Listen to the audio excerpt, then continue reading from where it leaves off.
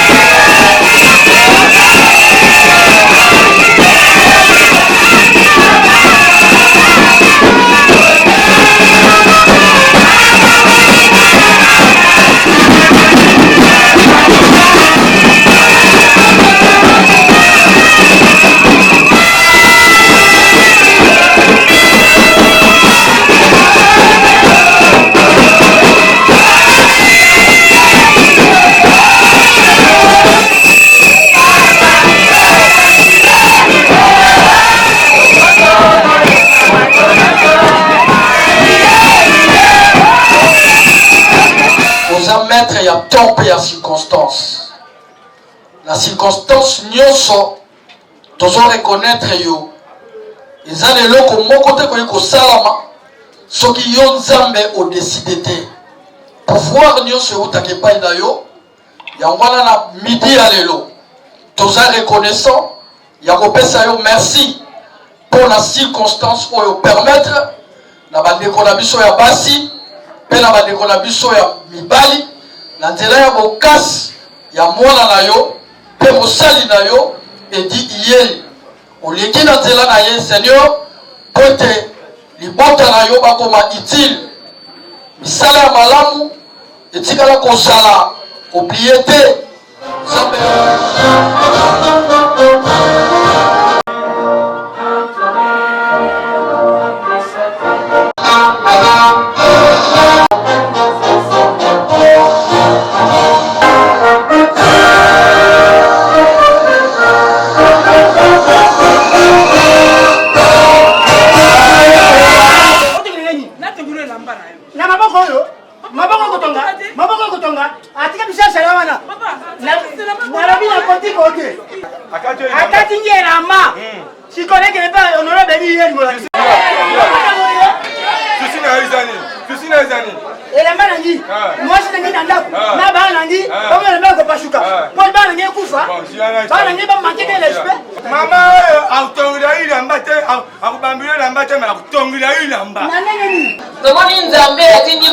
Moïse akende kobimisa bare ya Israel na kati ya mboka Egypte na ntango ya pasi na kati ya buwumbu bango bakangamaki. Lelo kaka Nzambe wana atonda bolingo adineli biso papa social edi ayakola wala bana ngingi na kati ya chômage bana ngingi baza malamu baza bien bakokokolima bango moko akota papa social.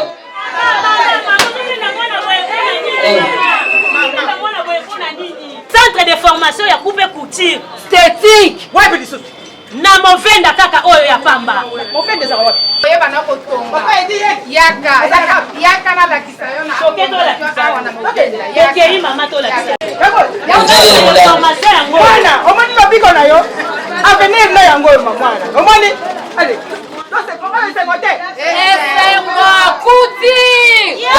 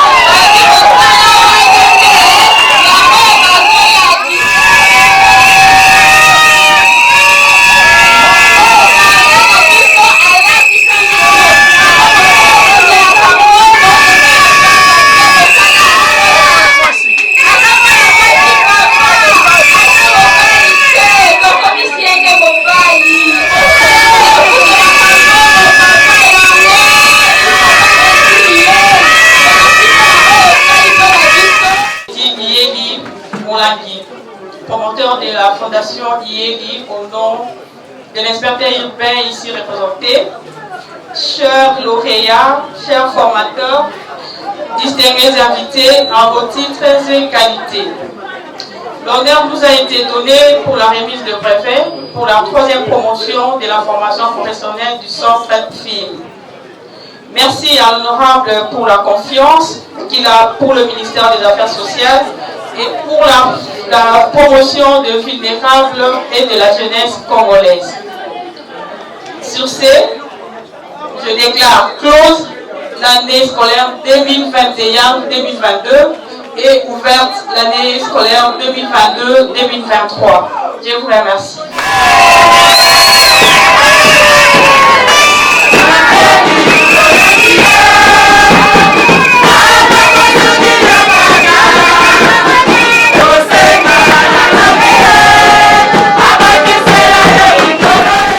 Fondation eza na ba objectif nango ebele.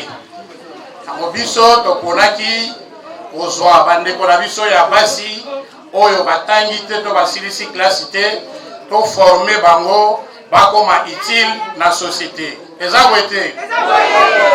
Nalingi koyebisa biso lisusu toza na bandeko oyo toformaki bango ebele bakomi kosala.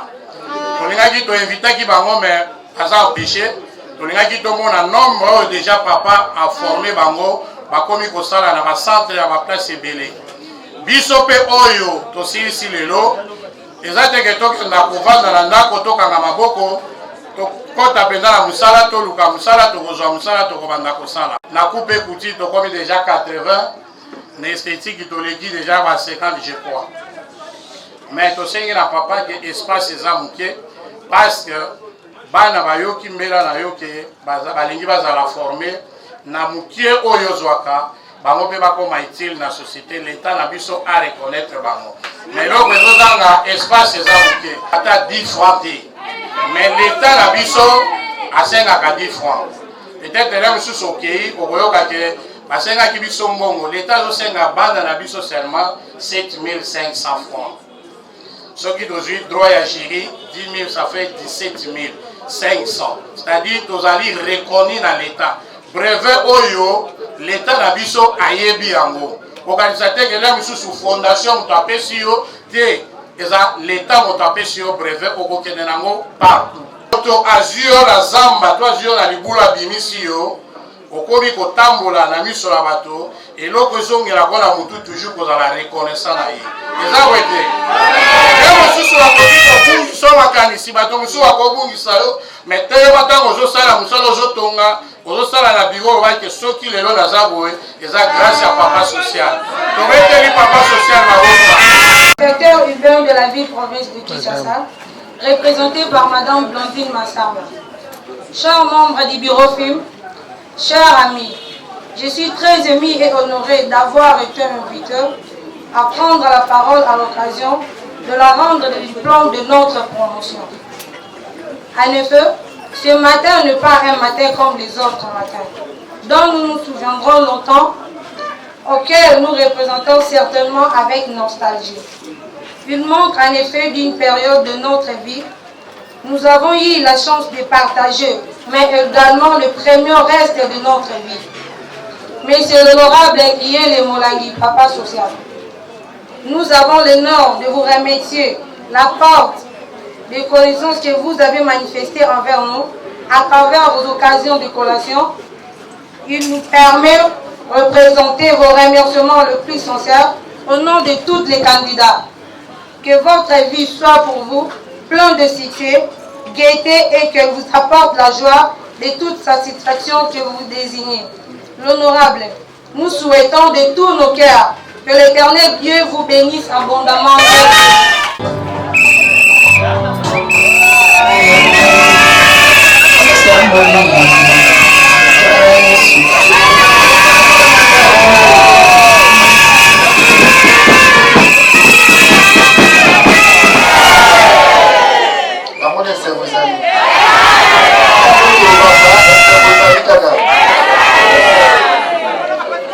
Merci mingi na ba mama oyo ba pesa kibana pour la kisana mu musala ko likateka mtu apesa kwa mtu akizo musala saka malamu ba mama longoya na bino félicitations c'est un symbole mingi de toutes les choses de l'eau na ndio pesa ki formation pe bazu brevet quand nenge Francis à lobby brevet wana ekosuka wate izali partout izali reconnu dans l'état na sepeli na balonga ngiri moi bikoleleke ebele abino bakatali lubada moko na miso tozosala kane tobendaka batoi na moma oyo nabina tosi kuti bokoyoka bato bakoyena na quartier soit 20 000 soit 30 000 bazolonga bino bino moko boyebi depuis tobanda na bino tozalaka na bino kaka bato mosusu bazalaka lisusu te mais tozalaka na bino mais bayoki 2023 bakolonga lingeya merci mingi nalakaki na mokotokolaki basoso tokofunga l'hôpital soki nasisa l'hôpital misala nge osaka l'hôpital makambo ezobika malamu na 8e mois tokomisala ekobanda to na 7e mois 8e mois hôpital ekofungwama poto pamba te banakikoto viva banakikoto viva tokendaki poto ya loisi te tokendaki poto ya mosala tomoni lupango hôpital eza moke tosala eloko makasi tomoni tokeneka scanner libanda tomoni tokeneka échographie libanda toki kozwa contact na directeur na financier mpo tokotekota na ngindi tolingi bato bakutaka mosika baya na ngindi topesa bana ngindi misala mpo ngindi ekoma développe eza boye tokotisi makarabu na ngilingili ekoti na epoke ediye naseki bandeko ke basalaka politike ya sese bomoni na manda ya edi yeli buko bosala pierre makarabu ekoti partout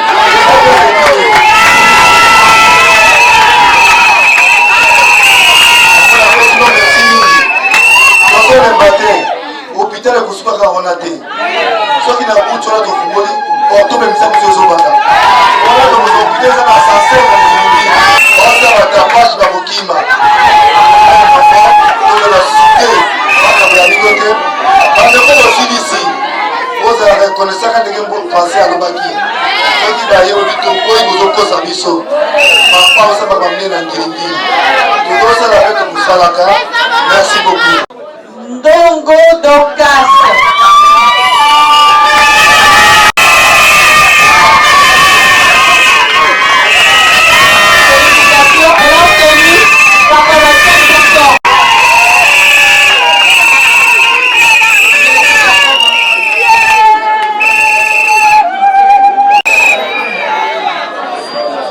Messa Maketi Lorraine. Félicitations. Pembele Ndundu Solange. Mushikanda Fanta. Félicitations. Félicitations.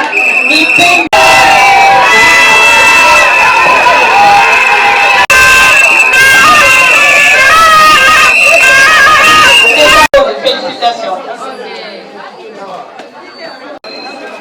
Kabembo Chika Pris. Timbandumba ya Biena Kuluila Kalalate. Soloko Sungi Ivo.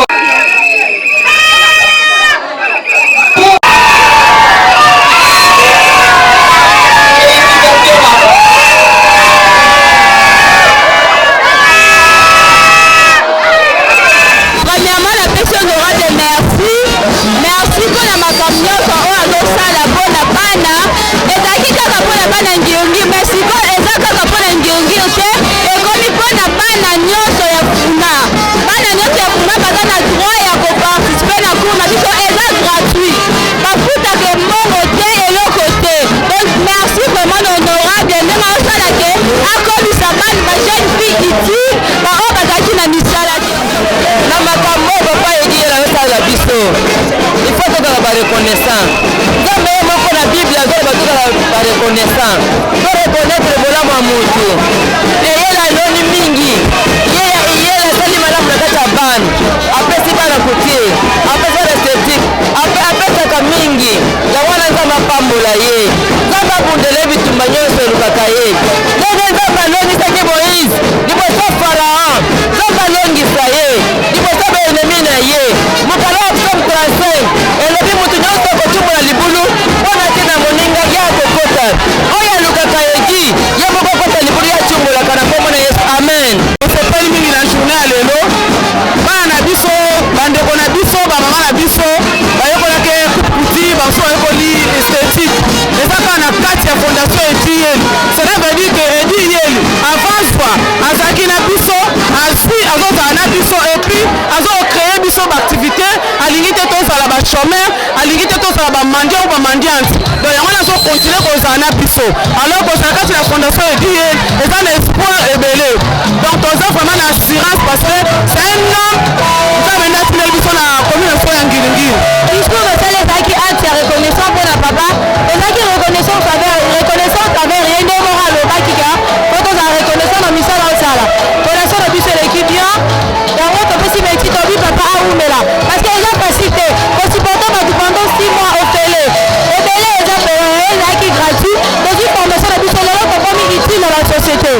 Michel a été réuni comme preuve, revenez en amour. La libotion, la personne, merci. La personne, merci. Papa social a sali pour la biso. Awa a sali formation ya maman pour la coupe esthétique. Formation ya zo sala ezali te pour la maman te mwana mukete mukolo te azo sala pour la mutu nyonso po azwa mayele. Aye beloko nini akoko sala pour na vie na ye ata osala kana yo te ata kofana na ndako bato bafandi na ndako pamba. Yango nazo benga ba même otanga te yaka. Na kata formation na kata fondation Edi Yeli azali pour la kozwa mutu nyonso po aye bakotanga aye bakosala eloko nini na kata ville po afanda maboko pamba.